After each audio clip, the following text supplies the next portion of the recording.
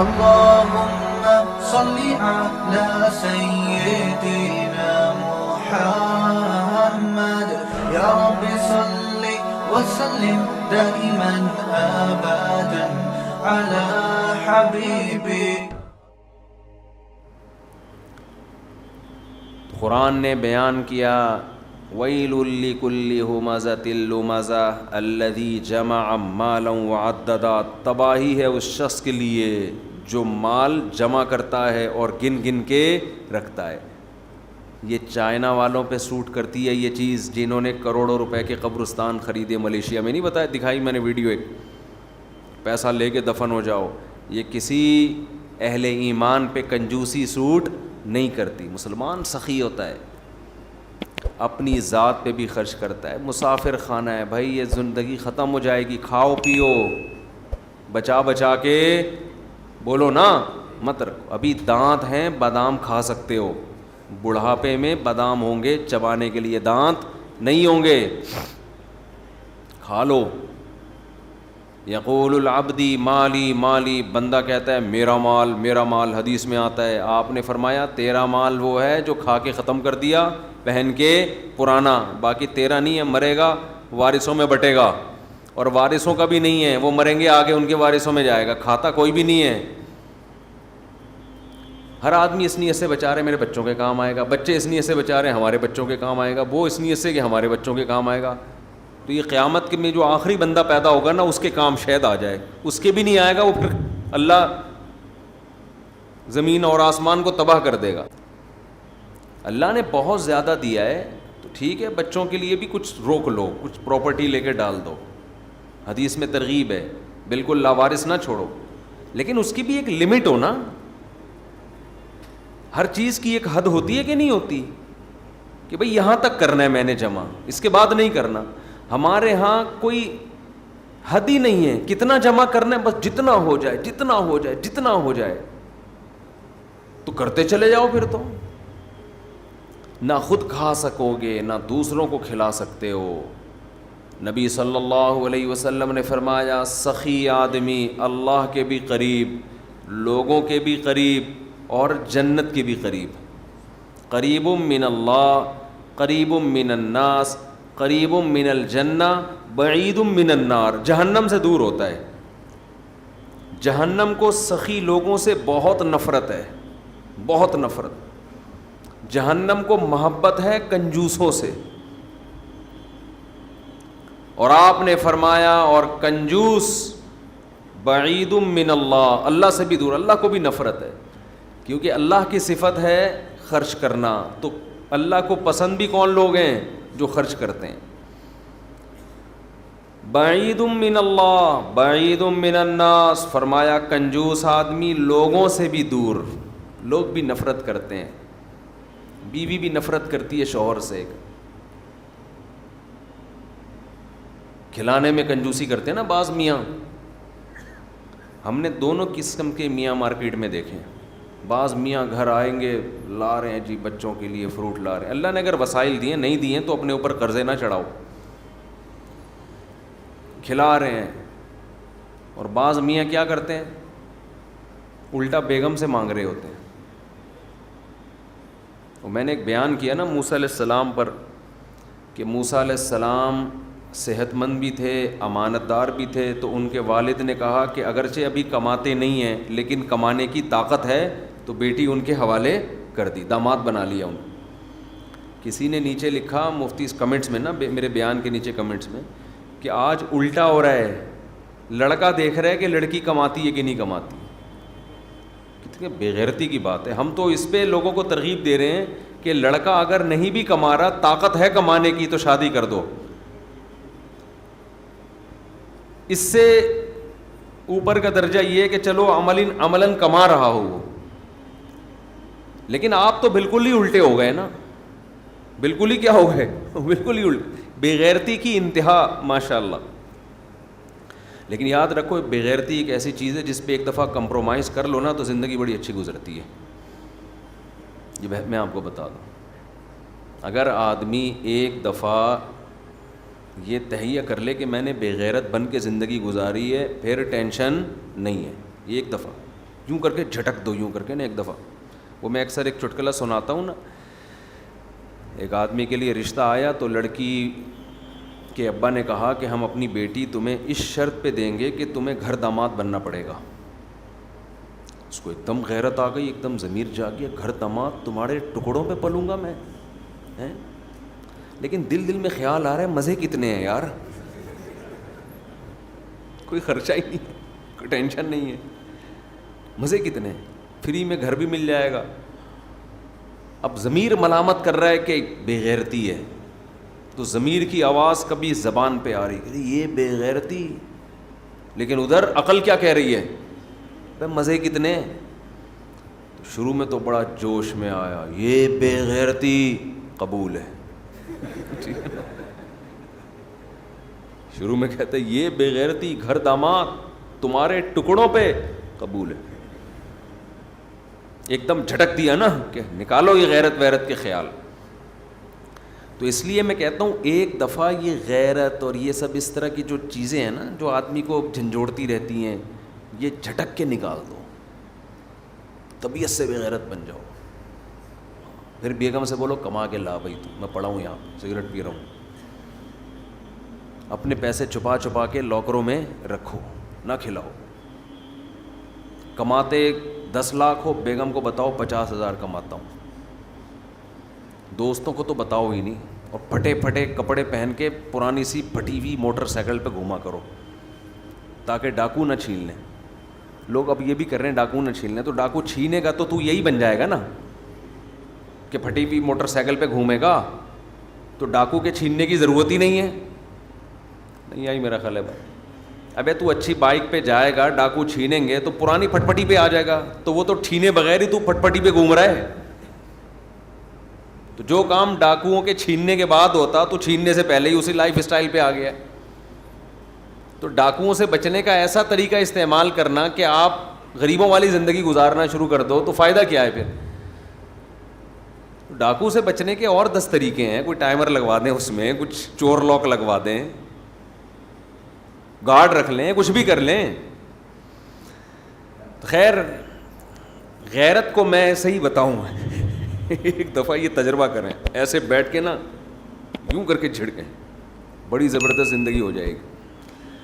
لیکن اگر غیرت نہیں نکال سکتے جھٹک کے تو پھر پوری غیرت والی لائف گزارنی پڑے گی. پھر یہ درمیان کی حالت میں مزہ نہیں ہے، یا تو اچھے بن جاؤ یا برے بن جاؤ. بیچ کا آدمی کی نہ لوگ تعریف کرتے ہیں نہ اسے برا کہتے ہیں، وہ کسی کام کا نہیں ہوتا. ایسی زندگی ہو اچھا بنے. تو قریب من الناس حدیث میں آتا ہے سخی لوگوں کے قریب ہو جاتا ہے، لوگ محبت کرتے ہیں، چہرے پہ رونق آ جاتی ہے سخی آدمی کے.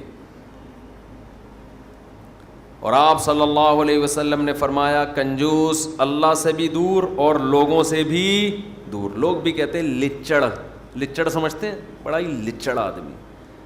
اور لچڑ صرف اس کو نہیں کہتے خرچ نہ کرے، ہر وقت لوگوں کی جیبوں سے چیزیں نکالنے کی کوشش میں لگا رہنا، یہ بھی لچڑ پنا ہے. اور آج کل دور ہے مارکیٹنگ کا، اپنی پروڈکٹ کو کی مارکیٹنگ کرتے ہیں نا لوگ.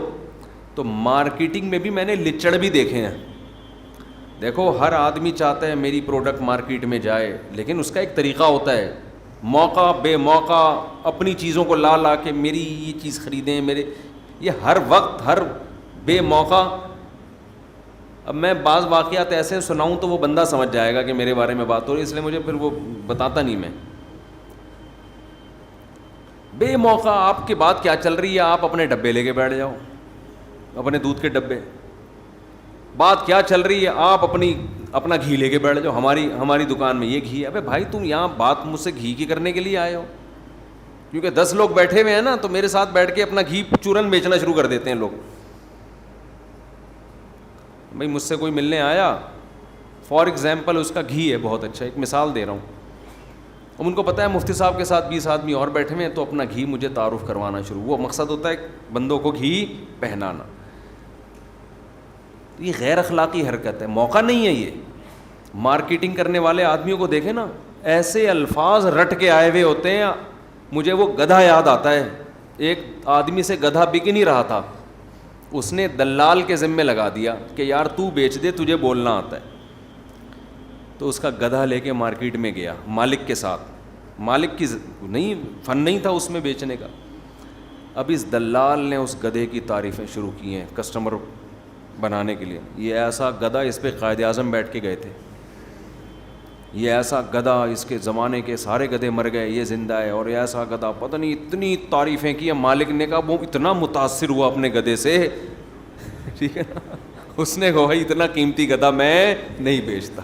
وہ خود ہی متاثر ہو گیا جس کا گدھا تھا. یہ بھی لالچ ہے. آپ دکان پہ بیٹھ گئے, آپ کسٹمر آ رہے ہیں جا رہے ہیں, جتنا رزق عزت کے ساتھ آپ کے مقدر میں ہے اللہ آپ کو دے دے گا. دور دور سے آوازیں بڑھ رہا, ہاں باجی, ہاں صوفی صاحب. آپ دیکھو نا, مارکیٹوں میں چلو تو کیا ہوتا ہے. اب تو ہم زیادہ گھومنا پھرنا چھوڑنا پڑ رہا ہے, ورنہ جب کبھی میں صدر میں جاتا تھا ہمارے ٹوپی ہوتی تھی نا, ہاں صوفی صاحب. او بھائی میں اپنے کسی کام سے جا رہا ہوں یار, صوفی صاحب بلا رہے ہیں کھینچ کھینچ کے, بیٹھو تو صحیح. کپڑے کھول کھول کے نا, سارے کپڑے کھول دیے دکان. اور خواتین کتنی ہوشیار ہوتی ہیں, پوری دکان کھلوا دی اس سے. اس کے بعد پتہ چلا یہ یہاں کپڑا خریدنے آئی ہی نہیں ہے, یہ تو کسی اور, یہ تو چمونی آپا سے ملنے کے لیے آئی تھی یہاں پہ. لیکن دکان والے کو اس سے غرض نہیں ہوتی, یار کوئی بات نہیں, وہ لپیٹ دیں گے دوبارہ. تو اللہ رزق دیتا ہے استغنا کے ساتھ. میں یہ نہیں کہہ رہا کہ اس بہت زیادہ مستغنی ہو جائیں, لیکن اتنا پیچھے سے آوازیں دے دینا اور اس کو اتنا پیچھے گھر تک چلے جانا, بھائی تو تیرے رزق مقدر میں ہے, اللہ تجھے یہاں عزت کے ساتھ دے دے گا. سعودی عرب میں جو عرب لوگ ہیں نا, ان میں کچھ خامیاں بھی ہیں, بہت ساری خوبیاں بھی ہیں. ایک بڑی خوبی عربوں میں استغنا. ہمارے حضرت فرمایا کرتے تھے, ہم جب سعودی عرب میں دکان میں کوئی چیز خریدنے جاتے نا, عربی سے بولو یہ کتنے کی, وہ بتاتا اتنے کی. دوبارہ پوچھو گے نا, بولے گا چلو. ان کی زبان سے نکلتا نہیں ہے نا چلو کا لفظ, تو پاکستانی کو دیکھ کے کہتے تھے چلو, ٹھیک ہے نکلو یہاں سے, لینے لو نہیں تو نکلو, اتنا ٹائم نہیں ہے. ہمارے ہاں آپ دیکھو, اس کے پاس لگتا ہے بہت ٹائم ہے, دکاندار کے پاس اتنا ٹائم ہے کہ اس کو اگر سجدہ بھی کرنا پڑا نا 1 گھنٹے کا کسٹمر کے سامنے, یہ کر لے گا. تو اللہ کو لالچی لوگ پسند بولو نہیں ہے. بارہا تجربہ ہوتا ہے, ہم کسی ضرورت مند کی مدد کر دو, ہمیں تو بہت تجربہ ہوتا ہے نا, کسی ضرورت مند کی مدد کی, وہ ایسا چپکتا ہے بھائی, ایسا چپکتا ہے کہ جان چھڑانا مشکل. وہ جب گزرے گا پیسے مانگنے کے لیے آئے گا, دروازے پہ آ کے بیٹھ جائے گا. ایک عجیب مصیبت, انسان سوچتا ہے ہم نے تو اس کو بھکاری بنا دیا, یہ تو ہماری غلطی ہے.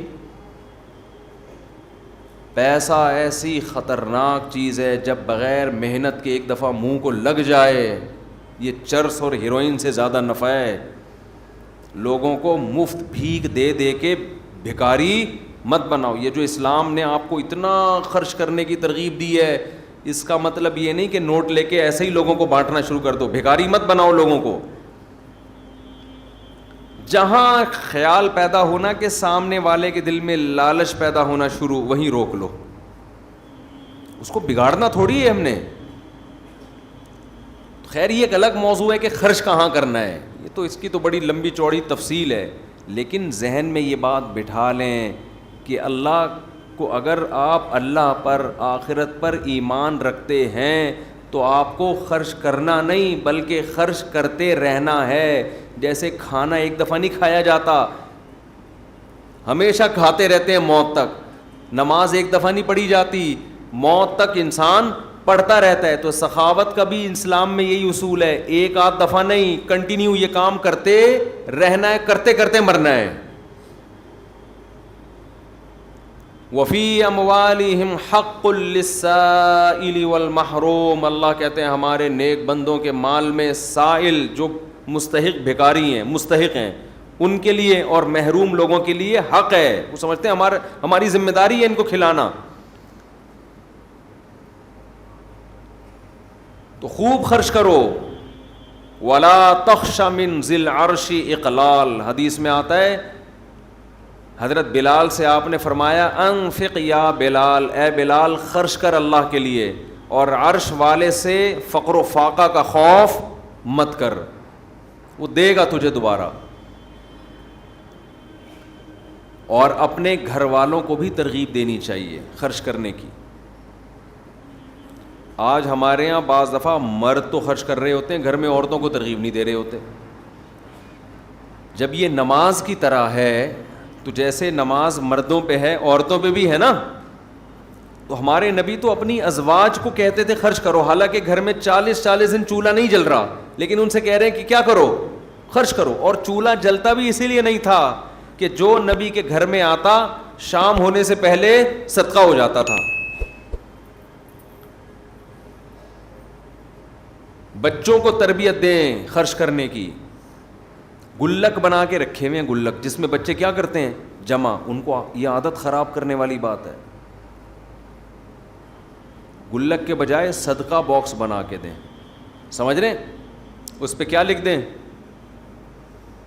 گلک ہی بولتے ہیں نا، اس پہ لکھ دیں صدقہ باکس، اس میں جو پیسے جمع ہوں گے وہ کیا ہوں گے، صدقہ۔ بچپن سے بچہ جب جمع کرتا ہے اس میں مال کی محبت بڑھتی ہے۔ باپ کو چاہیے اس کو بتا دے بیٹا تمہارا باپ زندہ ہے، تمہیں جمع کرنے کی ضرورت، یار بول ہی نہیں رہے آپ لوگ، تو نہیں ہے بولنے میں کیا جا رہا ہے۔ جب بیٹا جمع کر رہے ہیں نا جیب خرچی جوڑ کے، اس کو بولو بیٹا تمہارا باپ زندہ ہے، تمہیں جمع کرنے کی ضرورت نہیں، بلکہ اس سے بھی اوپر کی بات، اللہ رزاق ہے، تمہیں جمع کرنے کی ضرورت نہیں، وہ اللہ جمع کرتا رہتا ہے ہمارے لیے۔ ابھی تو قرآن کہتا ہے فَأَسْكَنَّاهُ فِي الْأَرْضِ، آسمان سے پانی برساتے ہیں، زمین میں جمع کر دیتے ہیں تمہارے لیے، تو اسٹوریج کا اللہ نے پہلے سے ہمارے لیے انتظام کیا ہوا ہے۔ پھل چھلکوں میں محفوظ ہو جاتے ہیں، انار کا چھلکا اندر سے انار کو سیو کر لیتا ہے، تو اللہ کی طرف سے جو جمع کرنے کا سسٹم ہے وہ کیا ہے ہمارے لیے، کافی ہے۔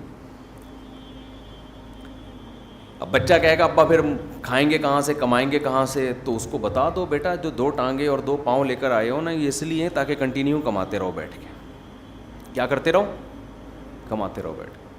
بارشیں بھی برستی رہیں گی اور نلکے میں پانی آ رہا ہے، وہ معین اختر نے کہا تھا، انور مقصود نے معین اختر سے پوچھا خیریت ہے، اس نے کہا الحمدللہ خیریت ہے، نلکے میں پانی بھی آ رہا ہے، پنکھا بھی چل رہا ہے، پیٹرول بھی گاڑی میں ڈل جاتا ہے۔ اس نے کہا یار پہلے پاکستانی ہو جو اتنی تعریفیں کر رہے ہو، سب کچھ صحیح ہو رہا ہے، رہتے کہاں؟ اس نے کہا دبئی میں رہتا ہوں۔ صحیح ہے نا؟ اس نے کہا کیا، دبئی میں رہتا ہوں۔ تو رمضان میں سخاوت کا دریا، اس لیے رمضان میں دوسرے مہینوں کی نسبت ہمیں کیا کرنا چاہیے، زیادہ خرچ۔ اب سب سے بڑا ٹیکنیکل پوائنٹ ہے خرچ کریں کہاں، یہ بڑا مسئلہ ہے۔ افطاریوں کے ڈبے بانٹ رہے ہوتے ہیں لوگ باہر کھڑے ہو کے، ثواب مل جائے گا اس میں۔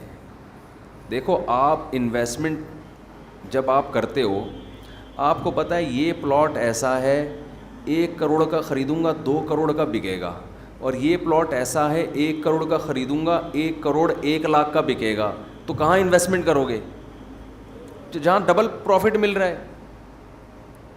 ابھی آپ جو افطاری کے ڈبے لوگوں میں بانٹ رہے ہو، اس میں تو 99% لوگ غیر مستحق ہیں جو اپنے گھر میں سموسے پکوڑے کھا سکتے ہیں، تھوڑا سا لیٹ ہو گئے گھر پہنچنے میں، یہی ہو جائے گا نا، آدھے گھنٹے بعد افطاری کر لیں گے، راستے میں کھجور سے روزہ کھول لیں گے۔ تو مستحقین کو تلاش کر کے، میں کہتا ہوں ایک مستحق گھر، اس کی کفالت کر لینا، یہ زیادہ ثواب ہے بنسبت آپ لاکھوں روپے ہوا میں ایسے اڑا رہے ہو۔ خرچ کرنے کا مقصد غربت کا خاتمہ نہیں ہے، بنیادی مقصد تو اللہ کی رضا ہے، لیکن اللہ کی رضا ہے اسی وقت جب آپ زیادہ سے زیادہ مستحق کو تلاش کر کے دیں گے، رضا اللہ کی اسی میں ہے۔ جان چھڑانے کے لیے خرچ کرتے ہیں، جو کر بھی رہے ہیں نا، جان چھڑاؤ بس، یوں پکڑا دو بس، چھوڑو یار۔ عربوں کی عادت ہے نا سخاوت، اس کا کتنا ناجائز فائدہ اٹھاتے ہیں پاکستانی اور بنگلہ دیشی لوگ۔ ہم ناظم آباد میں رہا کرتے تھے، ایک بندہ کنٹینر بک کرا کے لایا ہے ہم نے کہا کوئی بڑا تاجر ہے بھائی, دبئی سے کنٹینر آ رہا ہے اس کا, مال ہی مال اس میں. پتہ چلا حرم میں بھیک مانگی ہے اس کمبخت نے, بڑی بڑی بلڈنگیں بنا لی حرم میں بھیک مانگ کے. اب عرب کیا کرتے ہیں, میں نے وہاں دیکھا ہے, وہاں عرب عورتیں بھی طواف کر رہی ہیں, مرد بھی طواف کر رہے ہیں. اس کے بعد جب پاکستانی لوگ جن اوقات میں جاتے ہیں نا, وہاں اکثر پھر عرب نہیں ہوتے, جیسے حج کے سیزن میں. آپ کبھی ایسے موسم میں جائیں نا جس میں عرب زیادہ ہوتے ہیں, میں گیا ہوں, تو وہ کیا کر رہے ہوتے ہیں, بس باہر نکلتے ہوئے پاکستانی جو ہے نا گھننے بن کے یوں کر کے کھڑے ہو جائیں گے ان کے سامنے, ایسے مسکین کی صورت بنا کے دل چاہتا ہے لپٹ کے رونا شروع کر دو اس کے ساتھ. اس سے زیادہ غریب بیچارہ دنیا میں کوئی پیدا ہوا ہی نہیں. وہ ایسی صورت بناتے ہیں تو عربی لوگ, عربی عورتیں بھی, عربی مرد بھی, وہ کیا کر رہے ہوتے ہیں آ کے نا, وہ نوٹ ان کے تو ریال ماشاء اللہ, سخاوت بھی اللہ نے دی ہے, دل بھی بڑے دیے ہیں, پیسے بھی دیے ہیں, تو گڈی نکال کے, اچھا وہ پھونک مار کے نا جیب تھوڑی سی کھول کے رکھتے ہیں, میں نے دیکھا ہے ایسے گھننے بن کے نا یوں آ کے جھاڑو لے کے کھڑے ہو جائے گا یوں, تاکہ اور غریب لگے. پتہ نہیں جھاڑو بھی کہیں سے اٹھائی ہے, ادھار چل رہی ہوتی ہے جھاڑو, ایک ہی جھاڑو نا, آپ زیادہ تحقیق کریں, ہو سکتا ہے کمیشن پہ چل رہی ہو جھاڑو, وہ ریٹ لگ رہے ہوں اس کے, تو وہ جا رہے ہیں, وہ جیب میں پیسے ڈال کے نکل لیے. وہ تو کر رہے ہیں, اللہ ان کو اس کا اجر دے, لیکن یہ کوئی اچھی حرکت نہیں ہے. اس سے لوگ بھکاری بن رہے ہیں. آپ کو اللہ نے دیا ہے تو بھائی مستحق تلاش کرو آپ, لیکن مستحق تلاش کرنے میں تھوڑی محنت کرنی پڑتی ہے, اور محنت کرنے کے لیے پبلک تیار نہیں ہے. دیکھو ایک تو ہے رشتہ داروں پہ دینا, اس کے لیے تو مستحق ہونا ضروری نہیں ہے, رشتہ داروں پہ تو ویسے ہی خرچ کر لو. آج رشتہ داروں کی دعوتیں کی جاتی ہیں, ان کو کیش اماؤنٹ نہیں دیا جاتا. رشتہ داروں کو کیش اماؤنٹ دیا کرو. بس بات سمیٹ کے ختم کر رہا ہوں. کیا کیا کرو رشتہ داروں کو, بولو نا, کیش اماؤنٹ. سمجھتے ہو, لفافے میں نوٹ ڈالو, گوند لگا کے, الفی تو خیر نہیں لگتی اس پہ, گوند لگا کے بند کیا لفافہ, اس پہ لکھ دیا ہدیہ, اور بھائی کو پکڑا دیا جا کے, سب کے سامنے نہیں, چھپڑ میں لے جا کے کیا کر دیا کہ یار تو میرا بھائی ہے, یہ لے. ویسے تو کہتے رہتے تو میرا بھائی ہے, تو میری بہن ہے, تو میرا ماموں ہے, تو میرا چاچو ہے, تو وہ تو کیا ہو گیا اس میں, تو ساری دنیا کو پتہ ہے, اس کے ڈی این اے کراؤ, ماموں نکلے گا آپ کا. یہ ایسے تو ہم اللہ کو بھی کیا کہتے ہیں, وہ میرا اللہ ہے, میں اس کا بندہ ہوں, تو اللہ بھی نہیں مانتا ہی ہے. یہ ایسا ہی ہے جیسے آپ اپنی بیوی کو کہہ رہے ہو تو میری بیوی ہے, میں تیرا شوہر ہوں. کہہ رہی ٹھیک ہے بھائی, پھر واپسی پہ ایک درجن انڈے لیتے ہوئے آنا. پھر انڈے نہیں لے کے آؤں گا, چل بھائی آٹا لے کے آ, آٹا نہیں لے کر آؤں گا میں. اچھا مہر کی رقم دے دو, 20 سال ہو گئے شادی کو, نہیں مہر نہیں دوں گا. بچوں کی فیسیں دے دو, وہ بھی نہیں دوں گا. تو میری بیوی ہے, میں تیرا شوہر. وہ کہے کہ لعنت ایسے رشتے پر, کس کام کا میاں ہے تو. تو ہمارا بھی یہی مسئلہ ہے, تو میرا اللہ ہے, میں تیرا بندہ. اللہ کہتا ہے روکڑا نکالو, پیسہ نکالو. اگر میں اللہ ہوں, میں کہہ رہا ہوں پیسہ نکالو, میری خاطر خرچ کرو. آپ کہہ رہے ہیں اللہ تو میرا اللہ, میں تیرا بندہ. آپ کہہ رہے ہیں یہ میرا بھائی ہے, میں اس کا بھائی ہوں. تو اللہ کہہ رہے ہیں اگر یہ تمہارا بھائی ہے تو اس کے لیے تم نے کیا کیا ہے, خونی رشتہ ہے نا اس میں, اور عام آدمی میں فرق ہے. یہ بہن ہے تو خونی رشتہ ہے, تو کیا کیا, کہہ رہے ہیں یہ میری بہن ہے, میں اس کا بھائی ہوں. یہ کیا ہم نے, بچپن میں اکٹھے پلے بڑے ہیں, تو وہ تو اکٹھے اس لیے کہ ایک گھر میں پیدا ہو گئے, تو مجبوری تھی. اور یہ تھوڑی کہ پیدا اس گھر میں ہوئے, وہ وہاں رہے گا, وہ اس گھر میں رہے گا. تم نے کیا کیا, تم نے کچھ بھی نہیں کیا.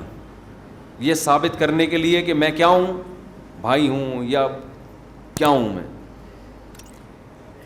روکھڑا خرچ کرو, روکھڑا. مفتی طارق مسعود صاحب کے بیانات سننے کے لیے youtube.com/مفتی طارق مسعود کو سبسکرائب کریں, اور اگر آپ لائیو ویڈیو کو کبھی بھی مس نہیں کرنا چاہتے ہیں تو سبسکرائب کرنے کے بعد بیل آئیکن پہ کلک کرنا مت بھولیں. جزاک اللہ.